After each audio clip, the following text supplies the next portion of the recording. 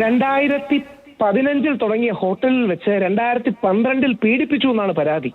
അദ്ദേഹം കോടതിയിൽ എഴുതി നൽകിയതാണ്. ഇതൊരു വാദമോ ടി വി ചാനലിൽ പറയുന്ന ഒന്നുമല്ല. ബഹുമാനപ്പെട്ട രഞ്ജിത്തിന്റെ ശ്രീ അഡ്വക്കേറ്റ് കോടതിയിൽ എഴുതി കൊടുത്തു ചൂണ്ടിക്കാണിച്ചു. അതായത് ബാംഗ്ലൂരിൽ അടുത്തുള്ള താജ് ഹോട്ടലിൽ വെച്ചാണ് തന്റെ പീഡനം നടത്തി എന്ന് പറയുന്നത്. ഇത് 2012 ബംഗാളി നടിയുടെ വെളിപ്പെടുത്തലിനെ തുടർന്നാണ്. അതായത് കൊച്ചിയിൽ ഓഡിഷന് വേണ്ടി വന്നപ്പോൾ അദ്ദേഹം ലൈംഗിക അതിക്രമ സ്വഭാവത്തോടെ പെരുമാറി എന്നതുമായി ബന്ധപ്പെട്ട യാതൊരു സംശയവുമില്ല. രണ്ടിലുമുണ്ട്. അതിനും പറയാം. ഒന്ന് ആലോചിച്ച് നോക്കുക. ആദ്യത്തെ പരാതി എന്തായാലും രണ്ടാമത് വന്ന പുരുഷന്റെ പരാതി വ്യാജമാണെന്ന് ഇതിൽ നിന്ന് വ്യക്തമാണല്ലോ. 2015 തുടങ്ങിയ ഹോട്ടലിൽ 2012 എന്തായാലും ആർക്കും പീഡിപ്പിക്കാൻ കഴിയില്ലല്ലോ. നമുക്ക് ടൈം മെഷീൻ വെച്ച് തിരിച്ചുപോയി പീഡിപ്പിക്കാൻ കഴിയില്ല. ഒന്ന്. രണ്ട്, ഈ സ്ത്രീ കൊടുത്ത പരാതിയിൽ തന്നെ അവർ ആദ്യം മാധ്യമങ്ങളോട് പറഞ്ഞ് എനിക്ക് ഇന്നും ഓർമ്മയുണ്ട്, ഹോട്ടലിൽ പേടിച്ചിരുന്നു എന്നൊക്കെയാണ്.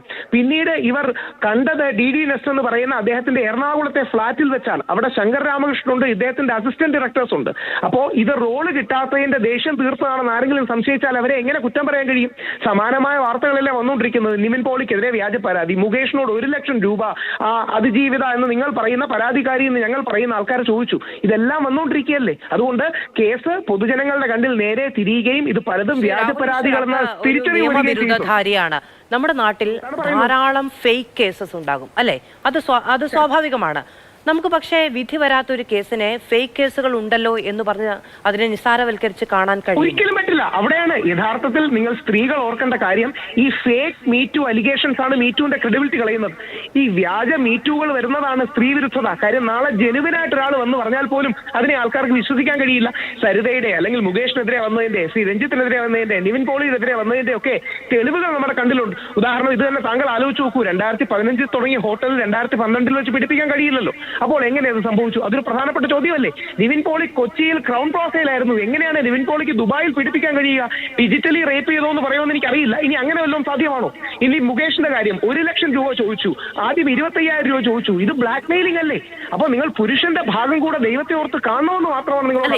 അതായത് നമ്മൾ ഒരു സാമൂഹ്യ ചർച്ച നടത്തുന്നതിനേക്ക് അപ്പുറത്തേക്ക് ഇത് അന്വേഷണത്തിന്റെ ഘട്ടത്തിലേക്ക് കടന്നു കഴിഞ്ഞിരിക്കുന്നു. അന്വേഷണത്തിന്റെ ഘട്ടത്തിലേക്ക് ഒരു കേസ് കടന്നിരിക്കുമ്പോൾ അത് ഒരൊറ്റ കേസാണ്. ഈ നാട്ടിൽ രജിസ്റ്റർ ചെയ്യപ്പെട്ട മറ്റെല്ലാ കേസുകളിൽ നിന്നും വ്യത്യസ്തമായി നിൽക്കുന്ന ഒരു കേസാണ്. നമുക്കതിനെ ജനറലൈസ് ചെയ്യാനോ മറ്റു കേസുകളുമായി താരതമ്യം ചെയ്യപ്പെട്ട ക്രെഡിബിലിറ്റി ക്വസ്റ്റ്യൻ ചെയ്യാനോ സാധിക്കില്ല എന്നുള്ളത് ഞാൻ അങ്ങോട്ട് ചൂണ്ടിക്കാണിക്കുകയായിരുന്നു. നമ്മൾ ഒരു കേസിനെ സമീപിക്കുമ്പോൾ നിങ്ങൾ പുരുഷന്മാരുടെ ഭാഗത്ത് നിന്ന് അതിനെ കാണൂ, സ്ത്രീകളുടെ ഭാഗത്ത് നിന്ന് അതിനെ കാണൂ എന്നുള്ളതൊന്നുമില്ല. അതിൽ സത്യമാരുടെ ഭാഗത്ത് അല്ലെങ്കിൽ അതിൽ ജെനുവിനായിട്ടുള്ള വാദമാരുടെ ഭാഗത്ത് എന്നുള്ളത് മാത്രമാണ് പരിഗണിക്കപ്പെടേണ്ട ഒരു കാര്യം എന്ന് പറയുന്നത്. ഈ ഹേമ കമ്മിറ്റി റിപ്പോർട്ട് പുറത്തു വന്നതിന് ശേഷം വന്ന ആരോപണങ്ങളെയും വെളിപ്പെടുത്തലുകളെയും കുറിച്ച് മാത്രമാണ് ഇത് സംസാരിക്കുന്നത്. അല്ലാതെ ഹേമ കമ്മിറ്റി റിപ്പോർട്ടിൽ പരാമർശിക്കുന്ന കാര്യങ്ങളെ പറ്റിയേ അല്ല നമ്മളിത് പറയുന്നത് എന്നുള്ളത് അങ്ങേക്കും അറിയാവുന്ന ഒന്നാണ്. താങ്കൾ ഒരു കാര്യം കൂടി ഞാൻ ചൂണ്ടിക്കാട്ടാൻ ആഗ്രഹിക്കുന്നു. എല്ലാ ബഹുമാനത്തോടെയും എന്നോട് സംസാരിക്കുമ്പോൾ മാത്രമേ ഈ ആരോപണം എന്ന് വാക്ക് ഉപയോഗിക്കാറുള്ളൂ. ബാക്കിയുള്ളവരോട് സംസാരിക്കുമ്പോൾ വെളിപ്പെടുത്തൽ എന്ന് മാത്രമേ പറയാറുള്ളൂ. ഇതാണ് നമ്മുടെ പ്രശ്നം. ഈ ആരോപണം ശരിയാകാം, തെറ്റാകാം, പക്ഷെ വെളിപ്പെടുത്തൽ എങ്ങനെയാണ് നമുക്ക് വിളിക്കാൻ കഴിയുക? അങ്ങനെ ഒരാളോട് സംസാരിക്കുമ്പോൾ ഒരു വാക്ക്, മറ്റൊരാളോട് സംസാരിക്കുമ്പോൾ മറ്റൊരു വാക്ക് എന്ന് പറയുന്ന പേടിയൊന്നും ഇവിടെ ഇല്ല. എല്ലാവരോടും സംസാരിക്കുമ്പോഴും എല്ലാ വാക്കുകളും ഉപയോഗിക്കാറുണ്ട്. അങ്ങേക്ക് അങ്ങനെ ഒരു ആരോപണം മുന്നോട്ട് വെക്കുന്ന കാര്യമില്ല. എന്തുകൊണ്ട് അതിനെ വെളിപ്പെടുത്തൽ എന്ന് വിളിച്ച് വെള്ളം പൂശുന്നത്? ഇതിനെ വെളിപ്പെടുത്തൽ എന്ന് വിളിച്ച് വെള്ളം പൂശാതെ ആരോപണങ്ങൾ എന്ന് പറയൂ. ഈ ആരോപണം ശരിയാണെന്ന് കോടതിയിൽ തെളിയിക്കട്ടെ, ഈ ആരോപണങ്ങൾ തെറ്റാണെന്ന് കോടതിയിൽ തെളിയിക്കട്ടെ. പക്ഷെ നമുക്ക് ആർക്കും അറിയാതിരുന്ന ഒരു കാര്യം ഒരാൾ വർഷങ്ങൾക്ക് ശേഷം പറയുമ്പോൾ അതിൽ വെളിപ്പെടുത്തലിന്റെ സ്വഭാവമുണ്ട്, ആരോപണമാണ് താനും. ഒരു ഒറ്റ ചോദ്യം തിരിച്ചു ചോദിച്ചോട്ടെ. നിവിൻ പോളിക്കെതിരെ ഇപ്പൊ നടന്നു എന്ന് പറയുന്ന കാര്യം വെളിപ്പെടുത്തലാണോ വ്യാജ ആരോപണമാണോ? വ്യാജ ആരോപണം എന്ന് പറയേണ്ടത് എന്ന് സ്ഥിരീകരിക്കേണ്ടത് നിയമമാണ്. അതിന് പ്രാബല്യം നൽകുന്ന പലതരത്തിലുള്ള കാര്യങ്ങൾ പുറത്തു വന്നു. അതിന് ഞാൻ വെളിപ്പെടുത്തൽ എന്ന് പറയുന്നതിനോട് അങ്ങയുടെ അഭിപ്രായം എന്താണ്? നിവിൻ പോളിക്ക് അനുകൂലമായി പുറത്തു വന്ന കാര്യങ്ങൾ വെളിപ്പെടുത്തലാണോ? അല്ല, തെളിവുകളാണ്. തെളിവൊക്കെ നമ്മൾ അന്വേഷണ സംഘത്തിന് മുൻപാകെ കൈമാറുന്ന കാര്യങ്ങൾ അല്ലെങ്കിൽ നിയമം പരിഗണിക്കുന്ന ഒരു കാര്യമാണല്ലോ അത്. നിവിൻ പോളിക്ക്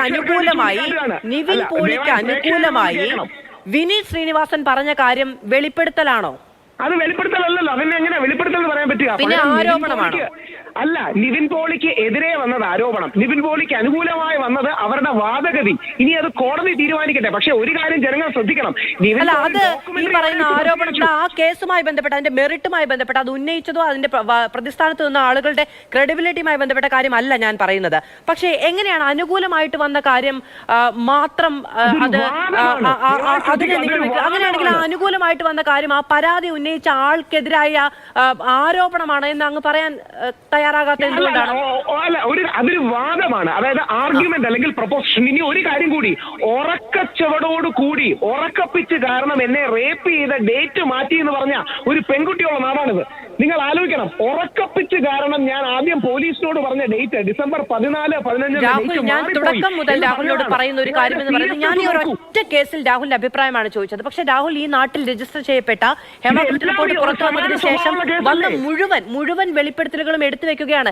എനിക്ക് ഒരു തരത്തിലുള്ള നിലപാടുമില്ല. ഈ പുറത്തു വന്ന കാര്യങ്ങളെല്ലാം സത്യമാണെന്ന്, പുറത്തു വന്ന കാര്യങ്ങളെല്ലാം അസത്യമാണ് എന്ന ആരോപണം എന്ന വിചാരവും എനിക്കില്ല. അതുകൊണ്ട് നമ്മൾ ഒരു കേസ് എടുക്കുമ്പോൾ പരമാവധി അത് നിയമ സംവിധാനത്തിന് മുന്നിൽ ഒരു മൊഴി കൊടുക്കാൻ പോകുന്ന ഘട്ടത്തിൽ പറയുമ്പോൾ നമുക്കതിനെ ജനറലൈസ് ചെയ്യാൻ കഴിയില്ല എന്നാണ് ഞാൻ ആവർത്തിച്ച് പറയുന്നത്. വളരെ താങ്കളുടെ വാദഗതി പൂർണ്ണമായി അംഗീകരിക്കുന്നു. അതുകൊണ്ടാണ് ശ്രീ